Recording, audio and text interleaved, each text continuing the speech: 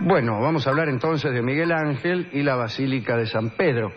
Basílica cuya construcción tuvo mucha importancia en el cisma de la iglesia. Ciertamente. Porque para recaudar fondos, alguien tuvo la idea, probablemente el mismísimo Papa León, de vender indulgencias. Y ese fue... Vender indulgencias quiere decir vender perdones. Vos pecabas... Vos pecabas y garpabas. Te comprabas una indulgencia plenaria por 100 pesos. Bueno, sí, ¿cómo querés que hagamos la basílica si no hacemos algo? Vendemos lo que tenemos, que es perdón. Otra que canje de deuda. Imagínense, causó el horror de muchos dentro de la cristiandad y se produjo, por esa y otras razones, el cisma.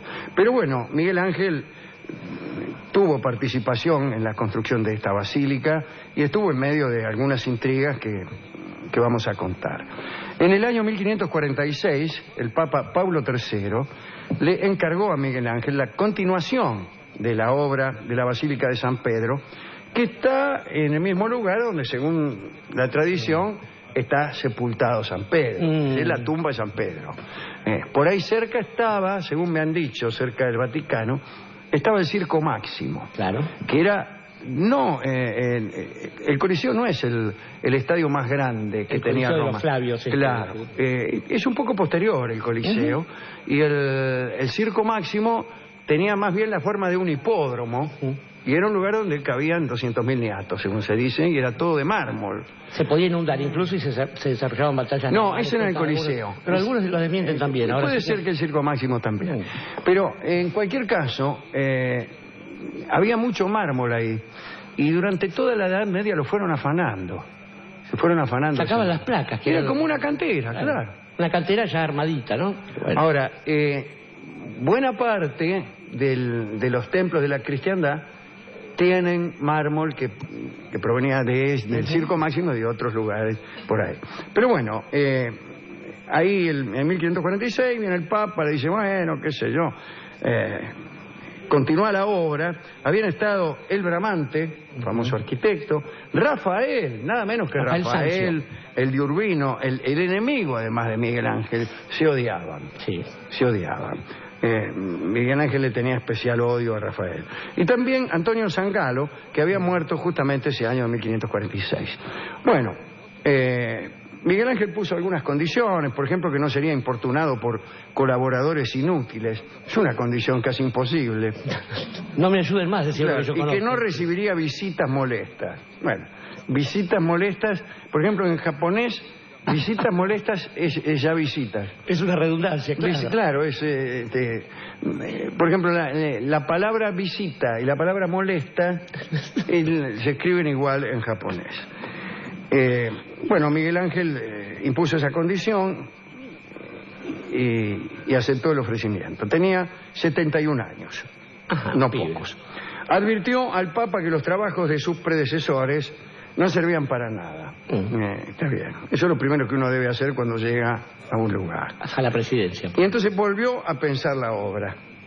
Miguel Ángel expulsó de la construcción a todos los curiosos que iban ahí a pasearse entre los pilares, y también expulsó a muchos que se aprovechaban del desorden. ¿Para qué? Para afanar mármol. Claro. Seguía el afano de mármol. Y también a los ayudantes de Zangalo, y entonces se encerró en aquella basílica. Por esas expulsiones Miguel Ángel entró en conflicto con un grupo de hombres que empezó a conspirar en su contra. Había empresarios que con la complicidad de los maestros de obras entregaban materiales defectuosos. Mirá vos, por suerte tal cosa ya no sucede. Bueno, y también había grupos de arquitectos a los que la llegada de Miguel Ángel privaba de un posicionamiento lucrativo y honorífico, etc. Cardenales había también que iban prendidos con los empresarios. Bueno, todos esos tipos perdían con Miguel Ángel la libertad con la que habían trabajado durante la dirección de Zangalo, que parece que era un poco atorrante el niato. Bueno, todos estos hombres empezaron a conspirar contra Miguel Ángel. Afirmaban que a los 71 años ya era demasiado viejo, etcétera. Corrieron incluso el rumor de que laburaba toda la noche solamente para remendar los errores que se mandaba durante el día. La severidad con la que Miguel Ángel prohibía la entrada a las obras daba también lugar a habladurías. Aseguraban que lo hacía para que no se viera el despilfarro de dinero. También decían que había destruido todo lo que sus predecesores habían hecho para que no se pudieran comparar con sus groseras construcciones arquitectónicas. Nanni di Bacciovillio era el más exaltado de los descontentos, apoyado por dos cardenales, cuyo nombre no revelaremos por una cuestión de desconocimiento. Llevó el asunto ante el tribunal del Papa y medio los convenció a algunos arquitectos y obreros para que supieran de qué manera tenían que abrumar a Miguel Ángel con testimonios durante una especie de juicio que iba a tener lugar. Bueno, muy bien. Y hubo un proceso en 1551, lo acusaron al Michelangelo unos jueces, rechazó él las denuncias de los cardenales, contestó a las calumnias de los maestros de obras, denunció las malversaciones de sus acusadores, etcétera, etcétera. Como el Papa Pablo III se había muerto, el proceso lo escuchó Julio III, que finalmente le dio la razón a Miguel Ángel. Bueno, entusiasmado por aquel apoyo, Miguel Ángel continuó los trabajos. Julio III quería tanto a Miguel Ángel que un día le dijo a su ayuda de cámara que de buen grado daría su sangre y los años que le quedaban de vida a cambio de prolongar la existencia del artista. Dijo también que si Miguel Ángel moría antes que él, deseaba que embalsamaran el cuerpo de Miguel Ángel para tenerlo siempre con él. Bueno, el cielo escuchó sus súplicas y Julio III murió muy poco después. El que vino atrás, por darle un nombre a la sucesión, se llamaba Marcelo II, era justamente uno de los cardenales que había tomado partido contra Miguel Ángel, así que imagínese. Por suerte murió también a los 3 meses. Miguel Ángel se alegró mucho, pero subió como Papa Paulo IV, que tenía los mismos pensamientos que Marcelo, así que así no vamos a ninguna parte. En esa época cada muerte de obispo esta charla podría durar 6 años sin poner un solo ladrillo. Significaba rápidamente, digo, cada muerte de obispo. Sí, claro. Se diga cada rato, bien. La obra avanzaba, pero muy lentamente. Los proveedores le entregaban materiales malísimos, imagínense. Pero Miguel Ángel resistió, hasta que algo vino a perturbarlo muchísimo. Entre los amigos de Miguel Ángel figuraba un muchacho de mucho talento, Luigi Gaeta, bien, que se había convertido en su mejor ayudante, por decirlo así. Un día el jefe de obras, llamado César de Castelgrande, murió asesinado. Bien, lo asesinaron. Y entonces Miguel Ángel nombró a su amigo Luigi Gaeta jefe de obras. Y entonces, imagínese la maledicencia, ¿no? Acusaron todos a Miguel Ángel de haber causado la muerte de Castelgrande a fin de darle el puesto a su amigo. Y fueron tan fuertes las acusaciones que el Papa las tuvo en consideración y no permitió el ascenso de Gaeta. Y eligió como jefe de obras nada menos que a Nanni di Bacciovillio, aquel enemigo de Miguel Ángel que había fraguado el primer proceso. Bueno, las noticias son cada vez peores. Sí, sí. Yo casi estaría a punto de detener aquí el relato, porque... Bajo el riesgo de que nunca aparezca el David y ninguna otra obra más, este tipo, ¿no? Bueno, entonces, hastiado, Miguel Ángel fue a ver al Papa para presentar su renuncia. Le dijo, mire, Santo Padre, me las tomo. Incluso le mostró al Papa las cartas del duque Cosme de Medici, que le rogaba que volviera a Florencia. Le voy a mostrar esto. Volvé a Florencia, por favor. Firmado Cosme de Medici. Te lo ruego. Bueno, Miguel Ángel dijo que quería aceptar esa invitación y que su trabajo en Roma se había vuelto insoportable.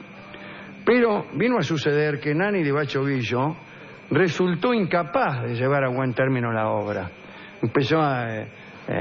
qué sé yo, poner campanarios en planta baja. Se equivocaba en los frescos también, claro. Sí. Miguel, cosa que ya le había ocurrido a los otros. Sí. Hay un dato aquí que es el domo, ¿no? Esa construcción... La cúpula. Esa cúpula, cuya primera expresión gigantesca estuvo en Santa Sofía, que hoy es una mezquita. En Constantinopla era antes y ahora en Istambul, que es más o menos lo mismo. Sí. Por no decir lo mismo. Y bueno, esa forma de construcción siempre tuvo grandes dificultades. Y todos metían la pata ahí. Bueno, justamente un amigo nuestro de este programa, que es Brunelleschi, había resuelto el asunto en Florencia, ¿no? Santa María dei Fiori. Claro. Señores,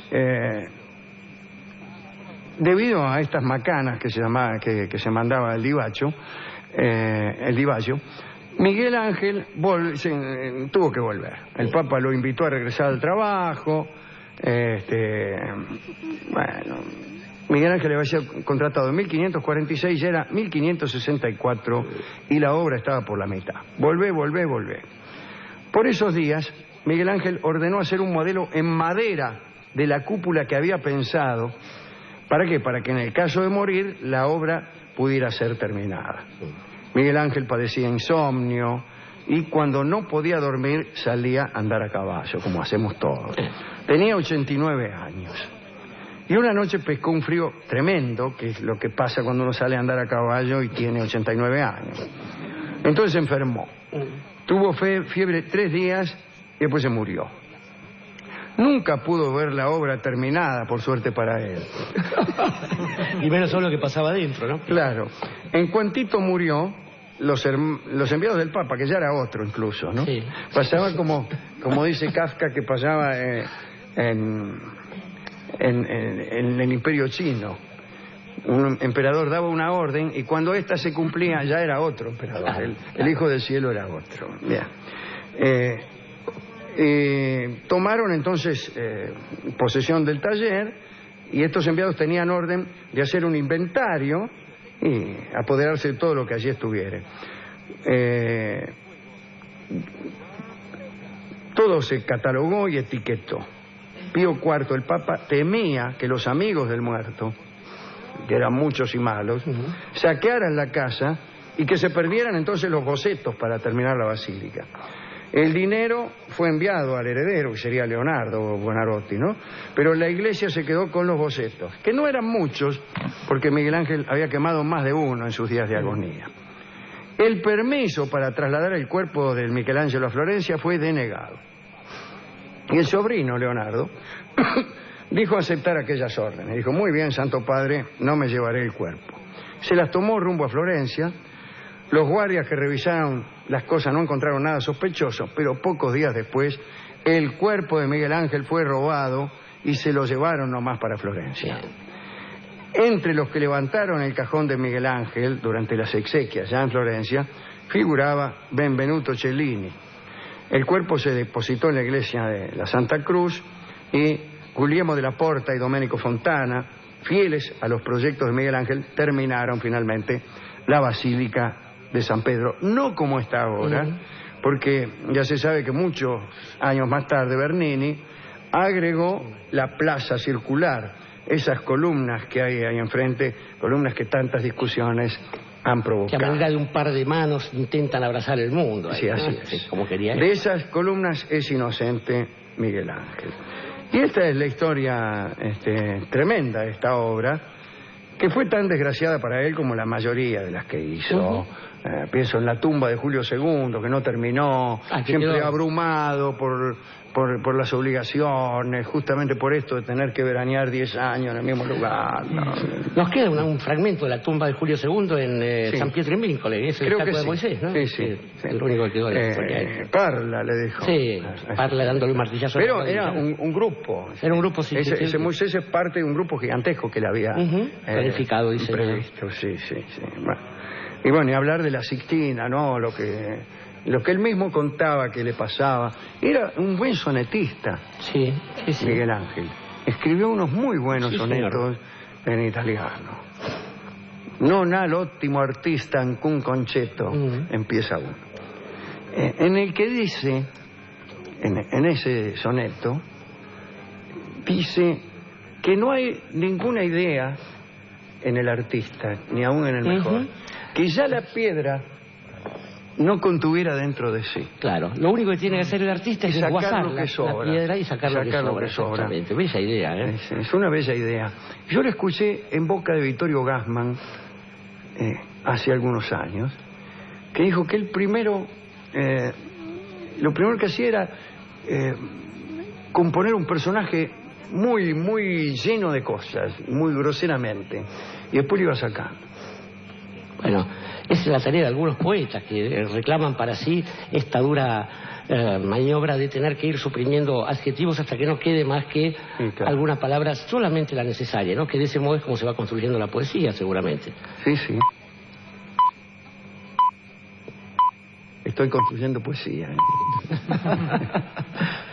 Bueno, a Miguel Ángel no le gustaban las obras chiquitas. No. Por ejemplo, de Cellini, que sin saber esto fue al velorio. De Cellini decía que era un bagatelista. Claro, decía, bueno, usted lo ha usado una expresión cercana a esto como amores de billutería. Claro, sí, sí. Frente a esa Macedonio, ¿no? Exactamente. Me acordé de Macedonio, que decía placeres de juguetería, placeres de ferretería. Y Cellini terminaba bien las cosas, buena terminación. Y Miguel Ángel no. Todo siempre tenía un aspecto de inacabado, y a veces era porque estaba inacabado. Pero a él le gustaba esto así. En el Louvre quedan todavía esas monumentales figuras que están como saliendo de la roca. Además quedan la perfecta expresión de lo que hacía el amigo Buonarroti. Y por eso también se odiaban, por eso y por muchas otras razones, se odiaban con otro amigo de este programa que es Leonardo da Vinci. Justamente, fíjese, toda gente de Florencia, que es a quien deberíamos dedicar esta charla de hoy, porque estaba pensando que Benvenuto Cellini, si no me equivoco, también formó parte de esa tropa variopinta en la que estaba Pedro de Mendoza y que participó del saqueo de Roma. Exactamente. O sea, y era amiguete de Luisa de Saboya. Exactamente. Que fue, me parece a mí, la mamá, no sé si de Francisco I de Valois o si del el rey anterior, creo que era Luis XII. Y él estuvo Cellini del bando equivocado. Como de costumbre, pero bueno, de todos modos, gente que, digamos, se dedicaba a la escultura, o a la orfebrería, y en los ratos libres saqueaba Roma, creo que merecen todo nuestro respeto, ¿no? Sí, luego. A mí me gustaría mucho dedicarme a la orfebrería y ponerle una semana todos los años, durante 10, ir a sacar Roma con una mina. Porque ese es el trabajo de un artista, querido Alejandro, que es ahí. Claro. A mí me llaman por teléfono y me dicen, ¿qué está haciendo? ¿Orfebrería o saqueando Roma? Ya lo ve. Ya lo ve, le digo. Me sorprende justamente con las manos en la masa. Estamos muy atrasados, de manera que vamos a escuchar una canción muy breve, que canta Edmundo Rivero acompañándose solamente con la guitarra, solamente y nada menos, con su propia guitarra, ya que era un gran guitarrista Edmundo Rivero. La canción se llama Suplicando a la Cruz.